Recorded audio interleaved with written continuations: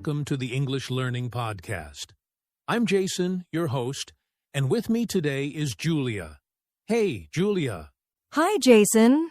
Hi, everyone. I'm so excited for today's topic because I know many of our listeners want to improve their English speaking skills. Yes, and today we are going to talk about something that can really make a difference in the way you speak English. Speaking clearly and confidently. Exactly. Speaking clearly helps people understand you easily, and speaking confidently makes you sound natural and fluent. These two skills go hand in hand. That's right. In this episode, we'll discuss why clarity and confidence matter, common challenges English learners face, and practical tips to improve both. Plus, we'll share some simple exercises that can help you speak more clearly and feel more confident in your English conversations. So, if you've ever felt nervous speaking English or struggled with pronunciation, stay with us. This episode is for you. And by the end of this podcast, you'll have actionable steps to improve your speaking skills. All right, let's get started. So, Julia, let's start with the big question. Why is it so important to speak English clearly and confidently? Great question, Jason. When you speak clearly, people understand you without confusion or frustration. If your words are unclear, even if your grammar is perfect, communication becomes difficult. That's a really good point. I've seen many learners focus only on grammar, but if their pronunciation isn't clear, they still struggle to communicate. Exactly. And confidence plays a huge role, too. If you sound hesitant, nervous, or unsure, people might think you don't know English well, even if you do. Right. Speaking confidently makes a big difference in how people perceive you. Think about it. When someone speaks with confidence, even if they make small mistakes, we still trust what they're saying. Yes. And that's why both clarity and confidence are key. If you speak clearly, people understand you. If you speak confidently, people listen to you. That's so true. And when you speak with confidence, it actually makes you feel more confident too. Absolutely. It's like a positive cycle. The more confident you sound, the more people respond well to you, and the more confident you become. I love that. But I know many English learners struggle with these things. Let's talk about some common challenges they face when trying to speak clearly and confidently. Great idea. Let's dive into that next. Now that we understand why speaking clearly and confidently is so important, let's talk about some of the common challenges English learners face when trying to improve their speaking skills. Yes.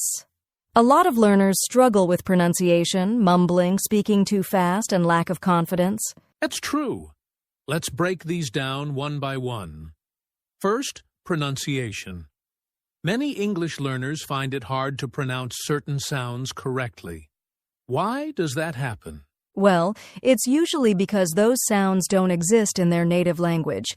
For example, many learners have trouble with sounds like th in think or r, and l in words like right and light.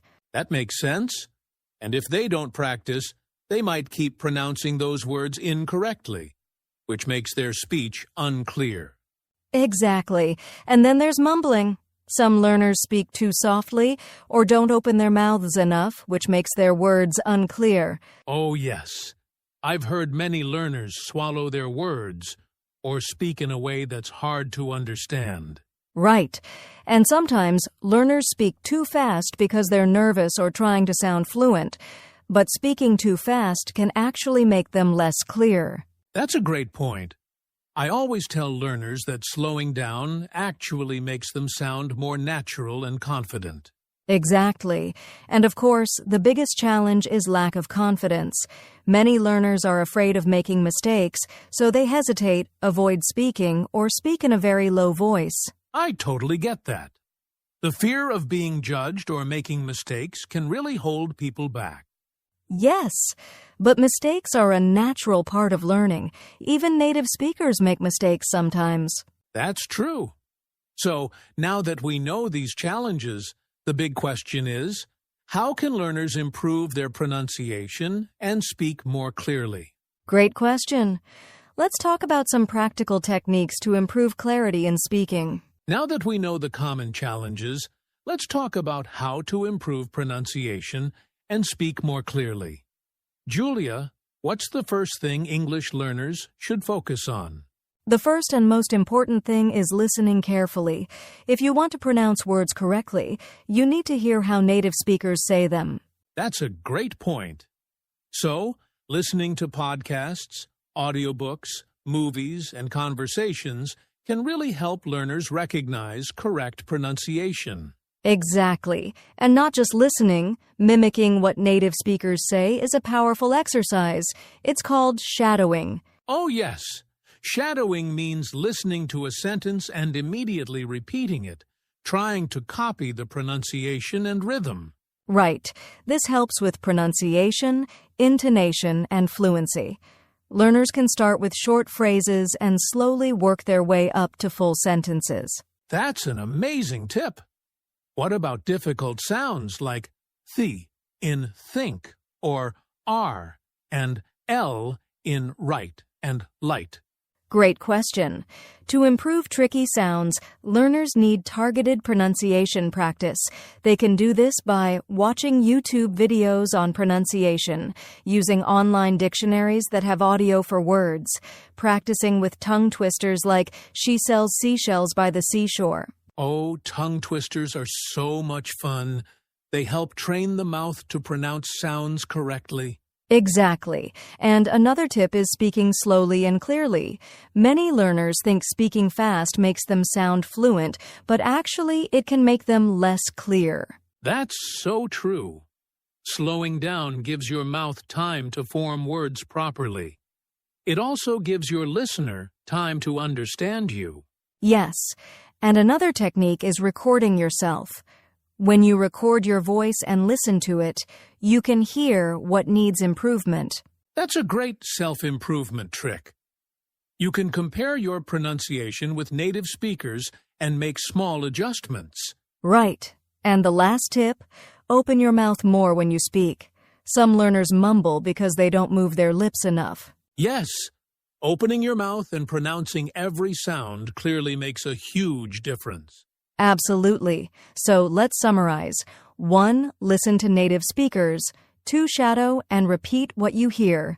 3. Practice difficult sounds using tongue twisters. 4. Slow down and focus on clarity. 5. Record yourself to check your pronunciation. 6. Open your mouth and articulate sounds properly. Those are excellent strategies. Now that we've covered pronunciation and clarity, let's move on to how to build confidence while speaking. Yes, because even with great pronunciation, if you're not confident, speaking can still feel difficult. Let's dive into that next. Now that we've talked about improving pronunciation and clarity, let's move on to another key topic: building confidence in speaking.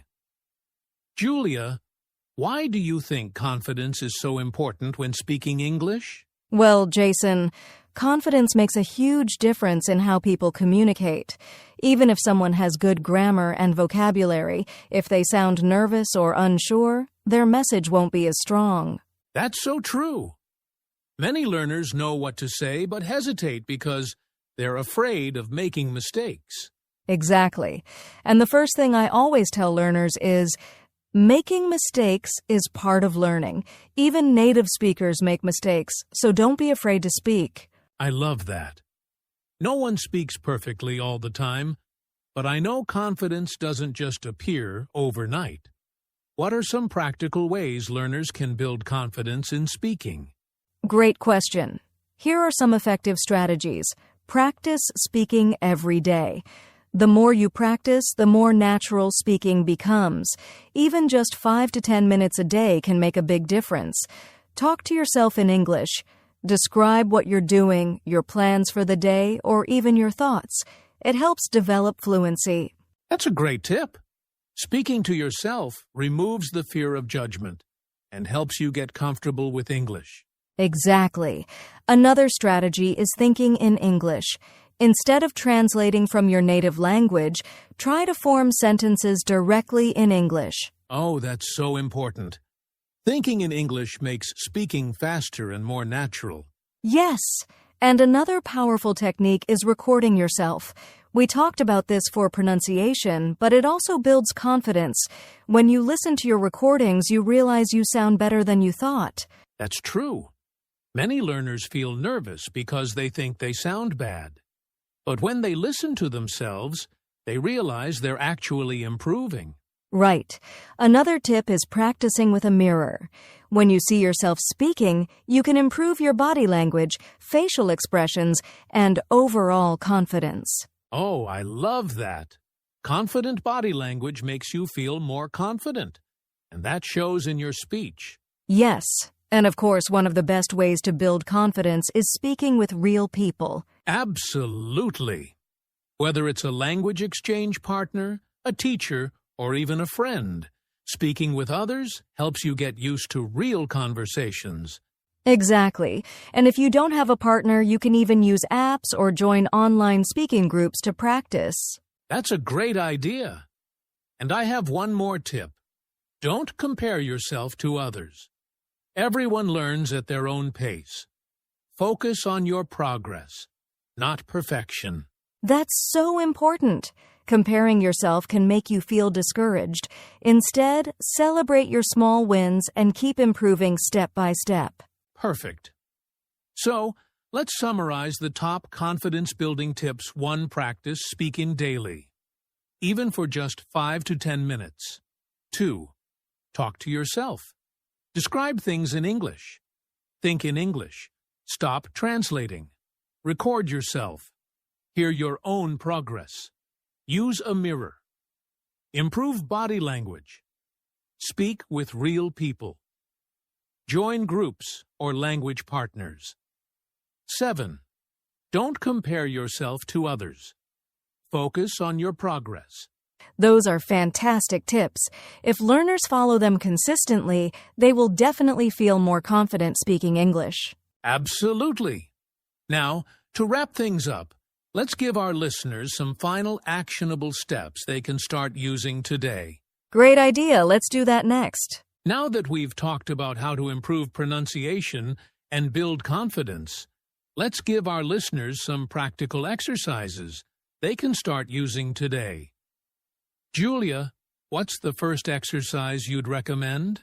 One of the best exercises is shadowing. We mentioned this earlier, but let's explain exactly how to do it. Great idea. So, shadowing means listening to a native speaker and repeating what they say as quickly and accurately as possible. Right. You can use podcasts, audiobooks, or YouTube videos.